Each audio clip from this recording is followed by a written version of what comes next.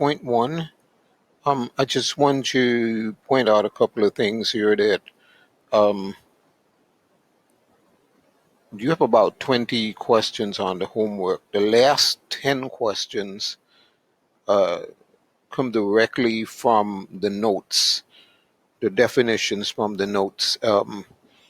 So you would have to pay attention as we go through the notes. I'm going to highlight certain things that you're likely to see again when you do the homework.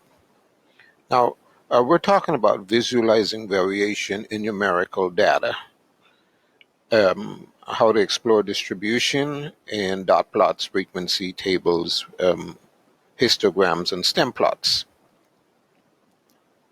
Recall from chapter 1 that a distribution is any collection of data. Any collection of data will have variation within the data. The most important tool for organizing the variation in the data is called a distribution. Now, so the distribution organizes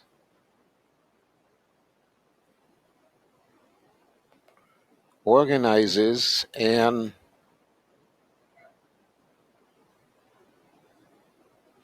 it also records all values and how many times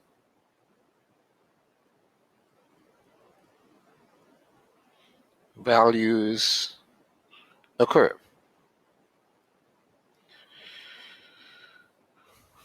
Okay, that is actually one of your homework questions. You should be able to answer that question very easily. There are three main components of a numerical distribution. This is really, really important. The shape of it, what does it look like visually? Okay, the center, and that gives you the typical value. Keep that in mind, that the center is the typical value, and then the variability, which represents the horizontal spread of the set of data that you're looking at. So here's an example.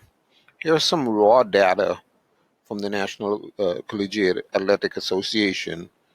Shows the number of goals scored by a first-year female soccer player in the 2012 season. And here we have the goals listed in ascending order. Distribution will record all observed values as well as how many times they occur. Everything is here, okay? And that's put on what's called a frequency table. So the frequency table says that this female soccer player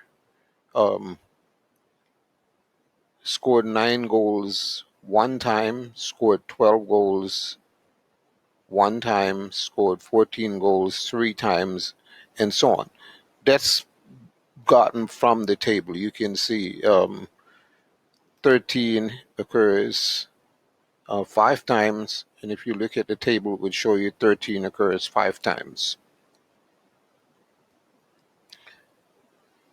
A frequency table lists all the data with their value counts. However, notice the patterns on this are difficult to see. You can't really tell what's going on, okay? So to examine a distribution, 2-step process. This is also a homework question, so pay attention. The first one is to visualize or see the data.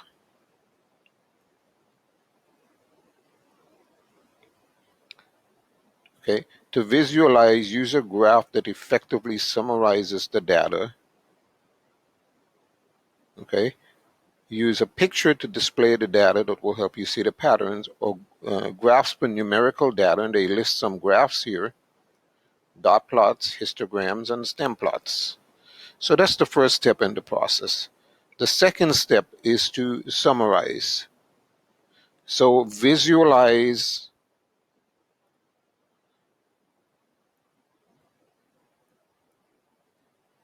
and summarize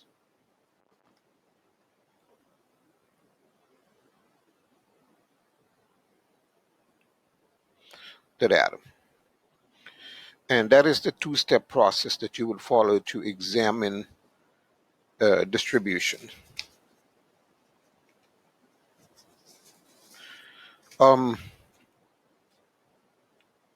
Next, we're going to look at how we can visualize the data. Keep in mind, using a picture to display the data will help us to see the patterns that we couldn't see in the frequency table.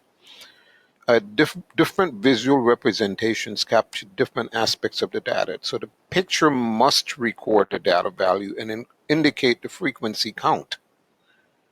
So let's look at the data that we just looked at for that female soccer player. This is called a dot plot.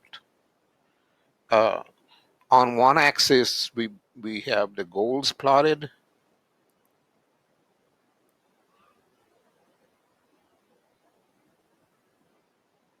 I lost it, yeah. On one axis, we have the goals plotted, and on the y-axis here, we have the number of goals represented by dots. So you can see that 9 goals scored 1 time, 11 goals scored 4 times, 12 goals scored 1 time, and so on. This is 9 goals, 11 goals, 12 goals, 13 goals, and so on, all the way to 35 goals 1 time. And that gives you a better picture of the pattern of the data. You can see now that that most of the goals are centered between 11 and say 16 goals. This part of the curve right here shows you where the center of the data is located. Here's another example with textbooks. Book cost versus cost $150 or more, and you can see that that's counted right here, $150 or more. We've got 3 textbooks. Okay. Sorry, there's 4 textbooks. I missed the one at the end right here. There's another one there. So it's actually 4 textbooks. Then there's a question about what percent. I'm going to do that in the next part, and what percent of the textbook costs $50 or less.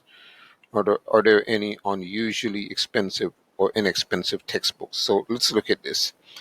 So we counted the 4 data, $150 or more. Then we know that there are 23 dots here, and there are 8 that are less than or equal to 54, and 4, 8. So that's 8 divided by 23 as a percentage to give 34.8 at $50 or less. And notice, very one expensive textbook, $300, may be unusually expensive. And yes, there are $300 textbooks. Some textbooks physics textbooks that I used in college were sometimes $250, $275, and that was for undergraduate work. I've also used textbooks at graduate levels that cost in excess of $300. So dot plots have certain advantages. They show individual data values. They help to investigate the shape of the distribution.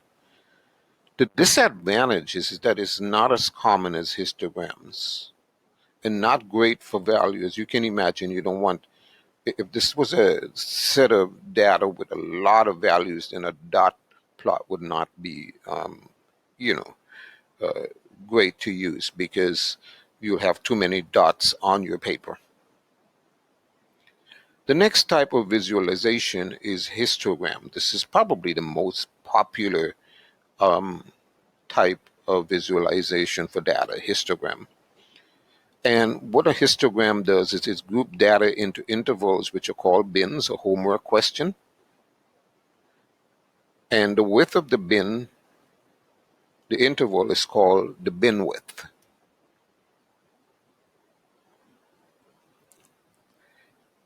Count how many data fall into each bin, and each rectangle on the histogram has the following properties. Consecutive bins always touch. The first value in the bin is recorded on a horizontal axis, and the height of each rectangle corresponds to the count. So for our example, the one with the soccer player, the female soccer player, here is a representation based on the bins.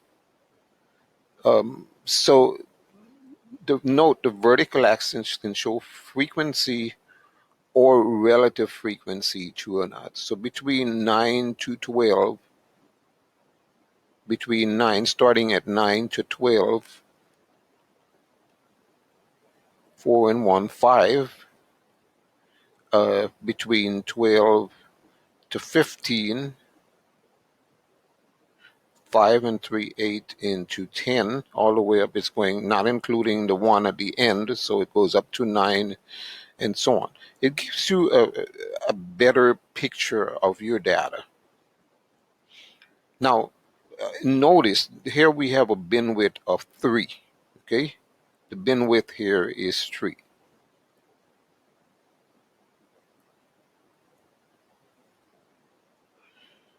And the program that we're going to use, the StatCrunch programs, most of the time we'll be able to put in the bin width for you without you worrying about it. If you change this bin width, you change the shape. So pay attention to this. This is another question that you will see on your homework. Changing the bin width, changing the shape of the graph. See how the graph looks now versus what we saw up in this case. The graph looks different. So changing the bin width would change the shape of the graph. Homework question also. What does the changing the bin width do to the graph? In other words, a width that is too narrow would show too much detail, and too wide would hide the details. Can you imagine if we went, in this case here, and put our bin width, say, at 8 or 10, we would not be able to properly visualize the data then. So you have to choose the bin width very carefully. The programs sometimes automatically put in the bin width most of the time. So, and that's stated here. StatCrunch and TI-84 choose the bin widths for initial look, but you can always experiment with adjusting the bin width to see if anything interesting appears on the graph.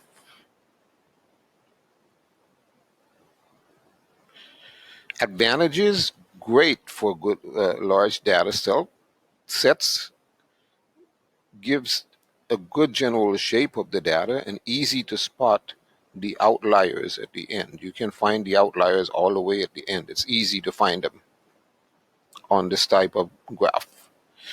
The disadvantage is the individual data is kind of lost because you're not seeing, for example, on this graph, exactly how many goals were scored, how many times 9 goals were shown. It's not showing you that 9 goals were scored one time. Okay, that's kind of lost in this kind of graph. So, you have to weigh your advantages and disadvantages. Another disadvantage is the distribution shape affected by the change in the bin width. So that's probably not such a great disadvantage if you choose your bin width correctly. The final type of visualization is stem and leaf plots. Like dot plots, they show individual data values, and they're very useful when technology is not available or when the data set is not too large. Again, homework question. So pay attention to some of the stuff that I'm highlighting here. You can go back to it and and um, and see what's going on. So here's a representation of how a STEM plot works. A collection of students who said they drink alcohol were asked how many alcoholic drinks they consumed in the last 7 days. So some students reported one, some reported up to 40 drinks. Notice that nobody in this data set reported 0 drinks. Isn't that interesting? So the stem here is based on the number in front of 1, which in this case is a 0. So everything that's a single digit, all of the data with single digits up to 8 have 0 as the stem, and then the leaves are the numbers. Then we go to the set of data next that has 1 in the tens place. That's the stem, and then we list each of the leaves, the 0 at the end, so 10, 10, 15, and 17.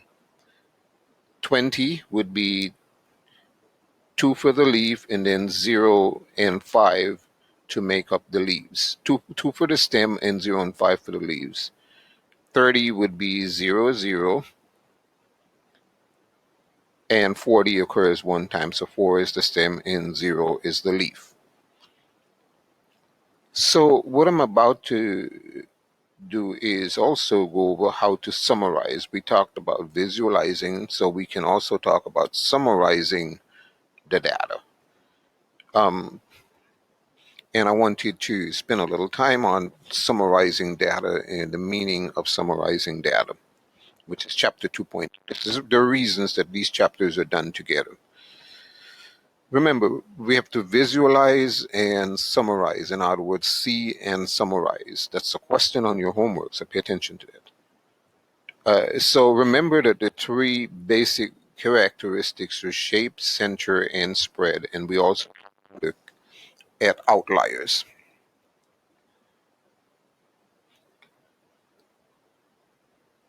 Now, there are 3 basic, I'm going to go over each of these characteristics, starting with shape.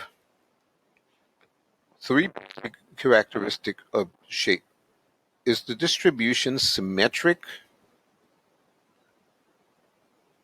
or skewed? How many mounds appear? Are there unusually large or small values? And again, these are the outliers.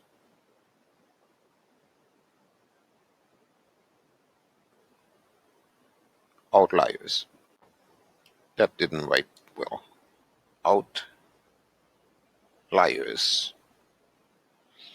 Okay, now symmetric shape would be pretty much, an evenly balanced type of curve. Left and right hand side would be roughly the same. Don't expect shapes to be exactly symmetrical. That would be unusual. They're roughly the same. Okay? That would be described as symmetric.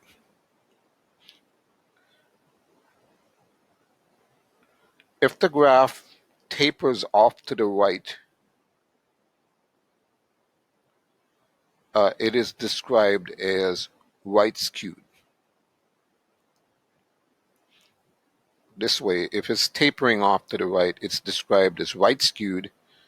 And if it's tapering off to the left, this way, it is described as, this is right skewed,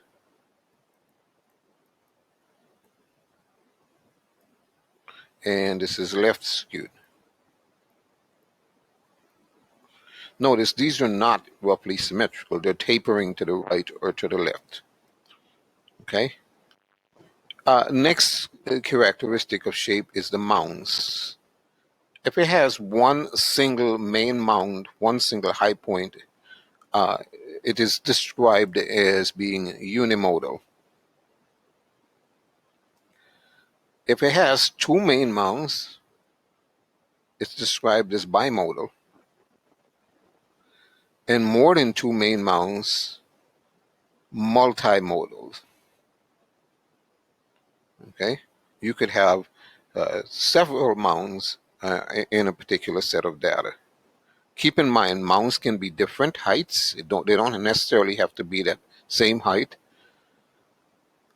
Bimodal and multimodal mounds indicate, and this is very, very important, the existence of different groups within the data.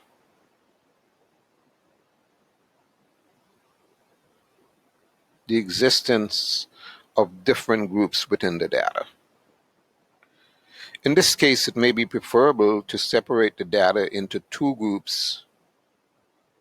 If you're seeing bimodal mounds, it may be preferable to separate the data into two groups and provide separate graphs for each groups. And examples can be the heights of men and women. Men are, in a set of data, men's heights, say, if we were to collect the data of a statistics class, the men's height would probably or likely be higher than the typical men's height would be likely higher than the typical height of the woman in a particular group. Or afternoon and evening sales at a restaurant. Afternoon sales might be one mound, and evening sales might be a separate mound. You can probably imagine that an afternoon sale would be a smaller height mound than an evening sale, but nevertheless it would be two spikes, two different mounds on the same graph. And the third characteristic of shape is extreme value. And again, these are called outliers. Extremely large or extremely small values, data that do not fit in the pattern. For example, if I'm considering the weight of something between, say, between 50 to 300 pounds here, and then one item weighs 1,200 pounds, then that's an outlier. Perhaps if another way to look at it is if we're considering the heights of students in a particular class, and we have, say, 61 inches, 64 inches, 59 inches, 55 inches, and then we have somebody who is, say, 7 feet tall, 12 sevens, 84. That 84 would be an outlier in a general set of data. And then the final characteristic that we want to talk about when we consider distribution, remember we talked about so far about spread, shape. Now we want to discuss center. Center gives the typical value.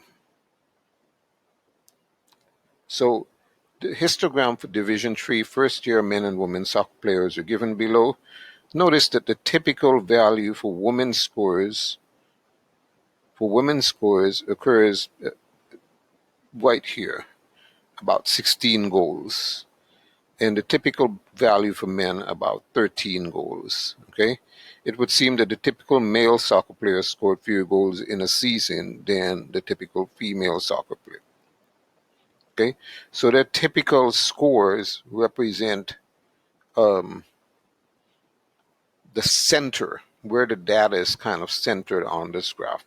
We're looking at the exact middle here between 9 to 36, and it's centered around 16. Okay. And finally, the variability or the spread, how the data is spread out. Okay. So we've talked about shape, center, and now we're talking about the variability or the spread.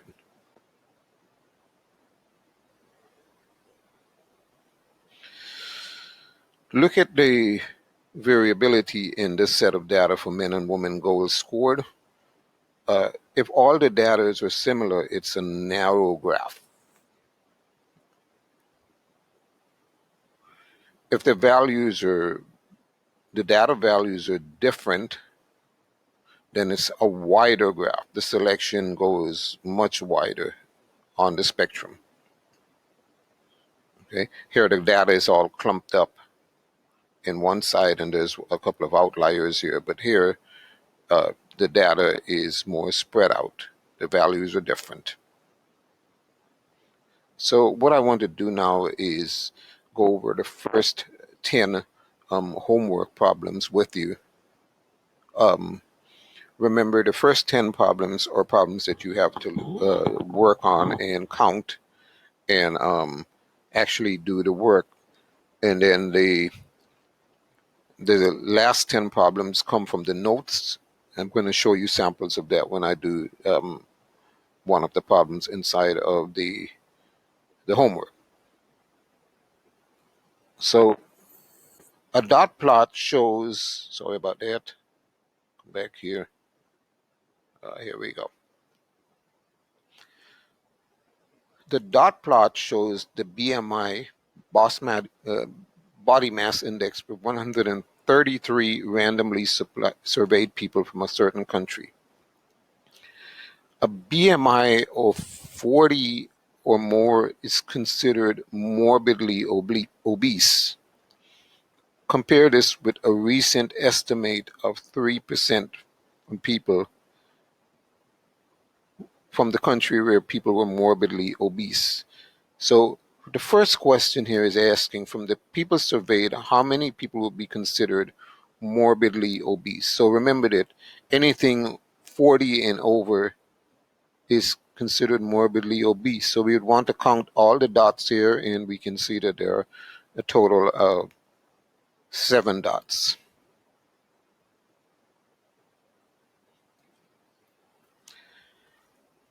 Find the percentage of people from the survey who were morbidly obese. So this is 7 over the total 133 times 100.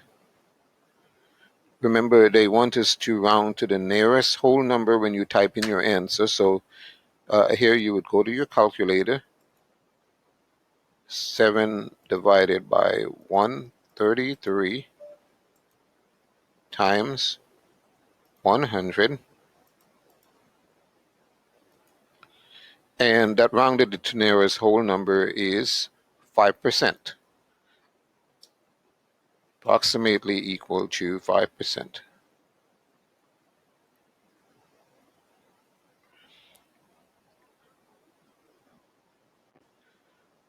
So notice that they gave us 3% for the country, for this particular country. So the percentage of morbidly obese people, 5%, has to be greater than, in this case, because 5 is greater than the 3%. 5% is greater than the 3% that is given in the problem. The estimated percentage of people who are considered morbidly obese.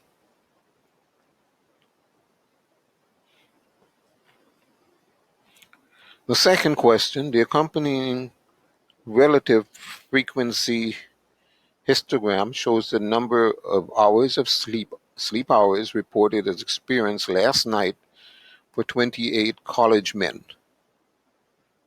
How many men had 6 hours or fewer of sleep? So first we look and we see that this data is for 28 college men. Now, you want to look at 6 hours or fewer would be these set of data here. And to figure out 5.5, that looks like about is that 0.04? Not really sure what I'm looking at though. Let me put a paper down on this and see if I can read it. Whoop.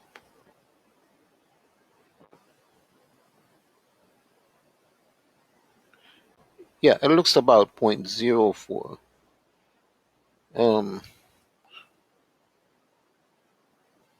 I would take it as 0.04. So my first set of data would be at 0.04 times 28, and my second set for this is for 5.5 hours, and this is for 6 hours. These two we're taking because it's asking about 6 hours or fewer, and that one looks like it's at 0.11.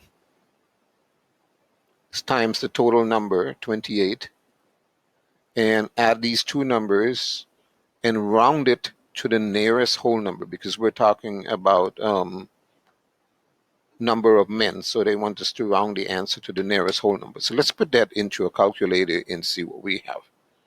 Okay, so calculator 0.04 times 28,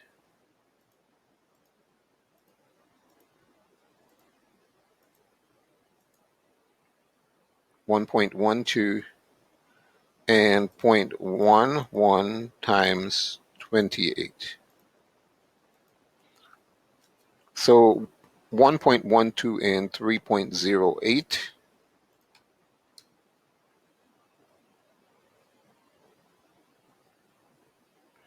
To give 4.20. So we can approximate this to about four men.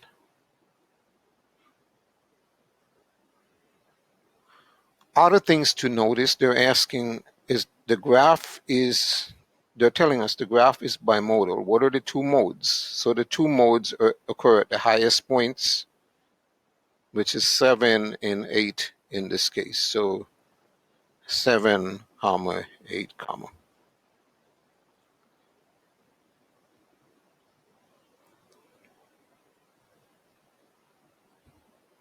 Now, if this was a regular class, I'd be asking you if you had any questions, but unfortunately, I can't do that here, right?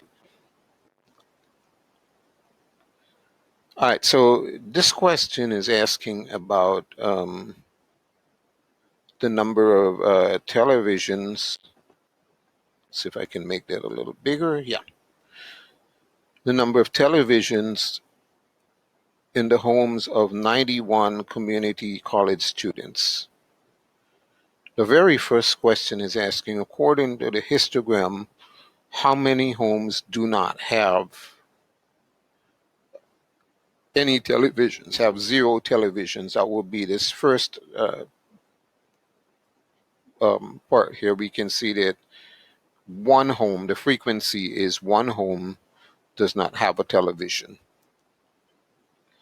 And how many homes have the most television? So right here, there's one home that has 9 televisions.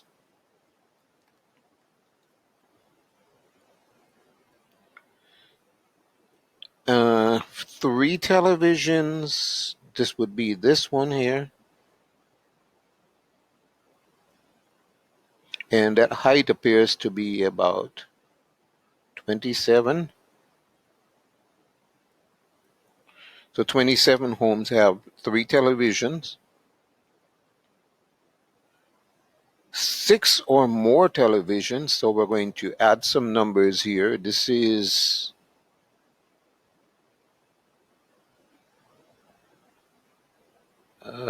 that looking like 5 plus 1? Yeah, I think it is. Yeah, 5 plus 1. 6 or more televisions, 5 plus 1. The last two columns, 5 plus 1, so 6 televisions. And what proportion have 6 or more televisions? So we simply take the 6 from part D and put it over the total number of community college students, 91. If that can be reduced, please reduce it. Reduce if necessary. If it can be reduced and you don't reduce it and you put in the answer in the unreduced form, you're going to get the problem incorrect.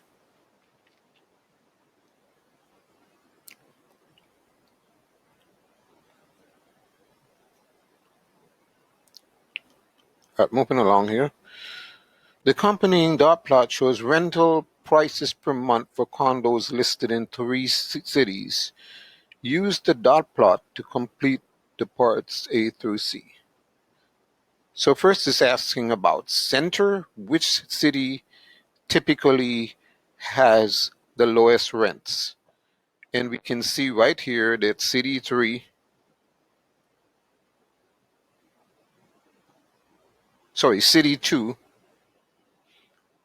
has all of the lowest rents. The center of the data is in the lowest rent part. So city 3 would show that center really well. Which city has the greatest spread? And look at how the data is spread out. Obviously, city 1 is the most spread out data here. In shape, what is the direction of skew for the distribution prices in city 1? So if you look at city 1, you can see the data is trending towards the left. So I would describe this as left skewed. So if they were to ask you about city 3, would also be left skewed, and city 2 as well would be left skewed. So we didn't have to answer anything from city 3 right now. From city. Did I mark this question incorrect? Sorry. Yeah, this is city 2. City 2. My bad. We didn't have to answer anything from city 3.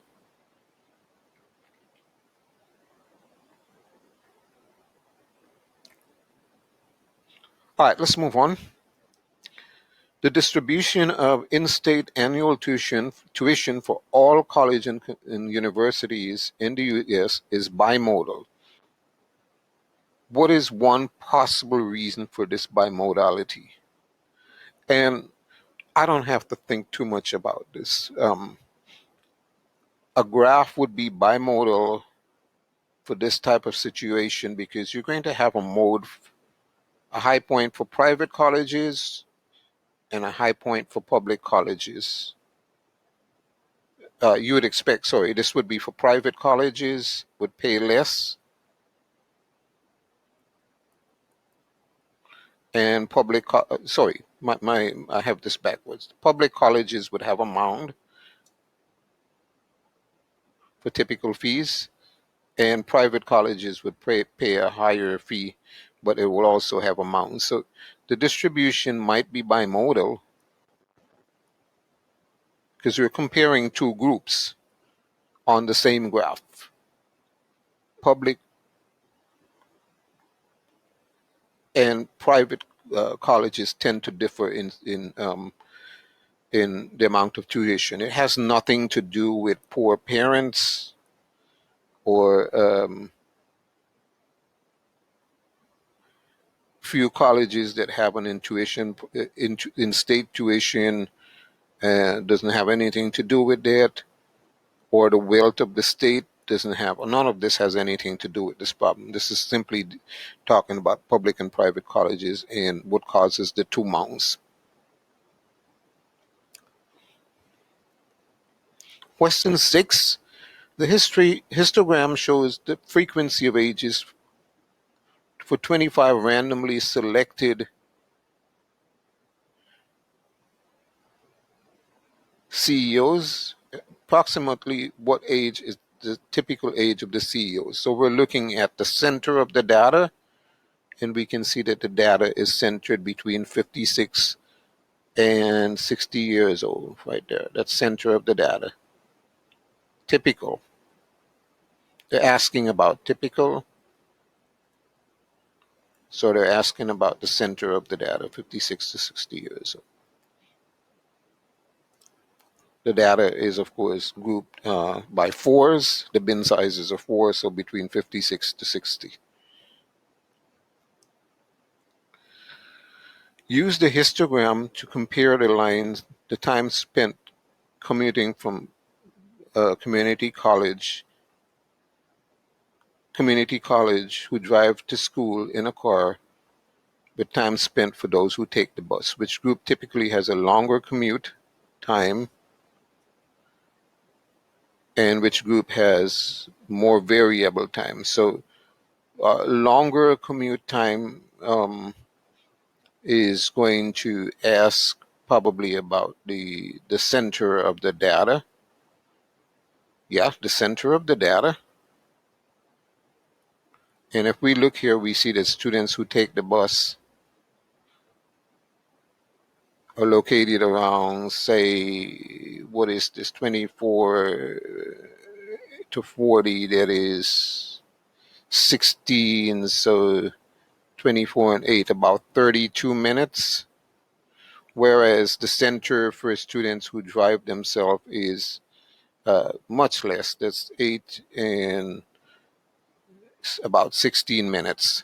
So students who take the bus obviously have a longer commute time, and we don't even have to think about that, do we? It's quite obvious that if a student is taking the bus, they will take longer to get to classes. What group has more variable commute time? So they're asking about spread here. And if you look at the data for students who take the bus, they also have more spread. My handwriting is off the charts, spread. Yeah, that still didn't come out right. I'm sure you guys can read it, yeah? Moving on. Match each description. Match each description with the correct histogram.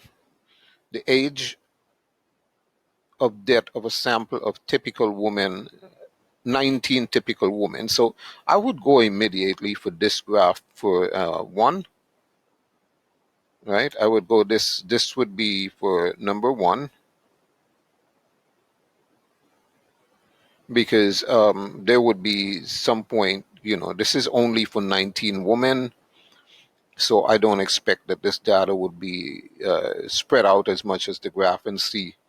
And I would expect variation, that fewer women would die young, and then they would reach a certain point where that would be the typical age of a woman. So 1B, then the yearly tuition for 142 college, 85 of which are private and 57 are state supported, would be this one, because you would have a high point for the private colleges, and then Mount Zero for the public colleges. So that would be number 2. And outcomes of rolling a fair die, the frequency wouldn't change too much. If you roll a fair die 5,000 times, it would be more or less flat at the top. There wouldn't be any type of shape that would demonstrate anything. So this looks like answer C here. Yeah, answer C.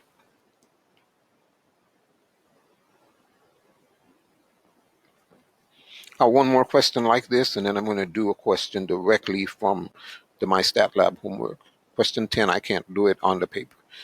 Match each description with the correct histogram. The heights of students in a large statistics class that contains about equal number of men and women. So I would expect that this one here would have 2 mounds. Okay. The heights of students in a class would have one mound for men and for women. The lower height mound would probably be for women, and the higher would probably be for men. Then the number of hours of sleep. The number of hours of sleep would likely have a sort of a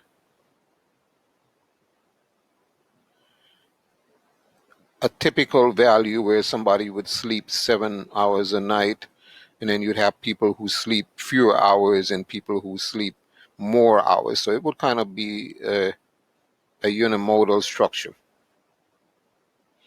And finally, the number of driving accident. This one is actually pretty obvious. You'd have people who have a lot of people who don't have a lot of accidents, and then it would right skew, and there would be an outlier as somebody who had a whole bunch of accidents. So I think this matches B, doesn't it? Yeah, this matches B.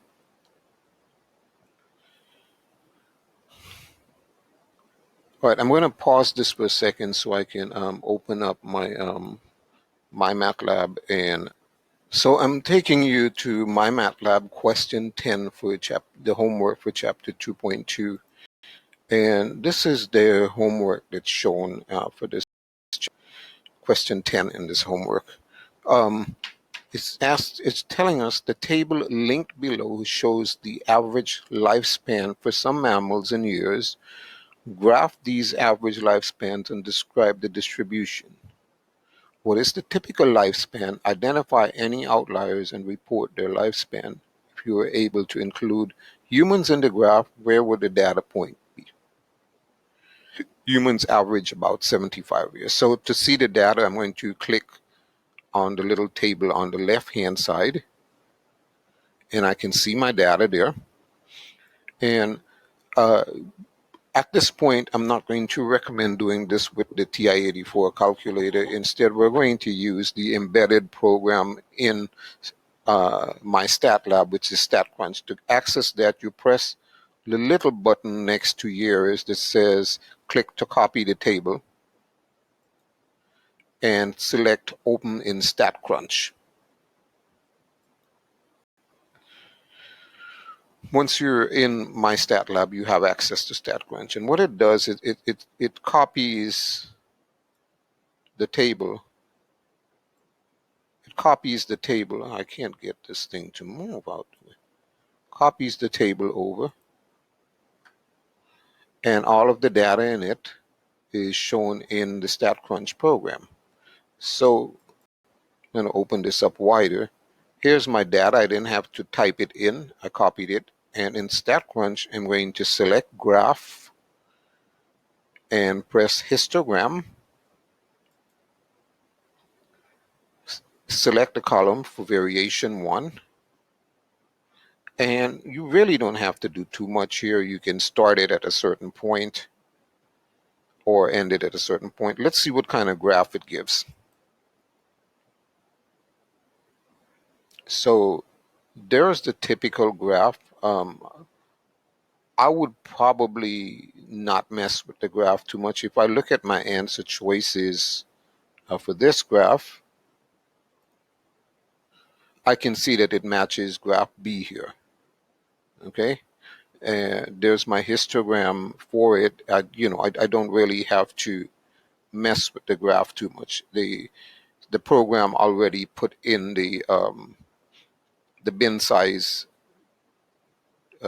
but if you want, you can edit it and say use a bin width of 5 and start it at half of 5, which is 2.5, and it would probably give you a nicer graph, but I don't know that it's that important. But notice that that graph matches graph B on your paper. So I'm going to go ahead and select graph B as my graph. Okay. Next is the next question in this is asking you to describe the histogram. Notice that the histogram is right skewed. The histogram right here is right skewed. So it's tapering off to the right. So it's right skewed.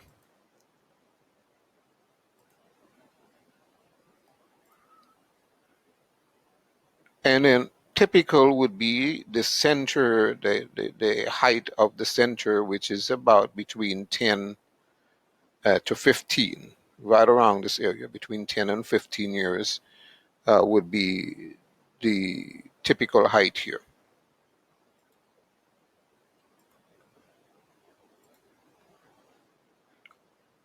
The Asian elephant and hippo at 40, uh, and elephant at 40 and hippo at 41. To see that, you'd probably have to go back and look at the data list. If you wanted to see that again, you can see that the Asian elephant is 40 and the hippo is at 41. Those are the outliers on this graph. 12 and 20 wouldn't make any sense. And then if you were to include humans in the graph, humans typically lived about 75 years. So the graph would be, humans would be way off to the right of this graph, way over the 40 years for the hippo or the elephant, way off to the right.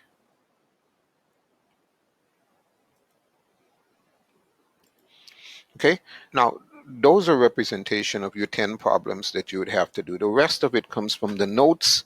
If you followed me in the notes, you'd be able to answer these type of questions, the distribution of a sample, organizes data, and so on. These are very simple, straightforward questions that if you paid attention during the notes. Remember this question here, two-step process to see the data and summarize it and stuff like that. I'm not going to answer these for you because hopefully you've been paying attention during the note-taking period, okay? All right, guys, so this is what I have for you at this point, to be continued.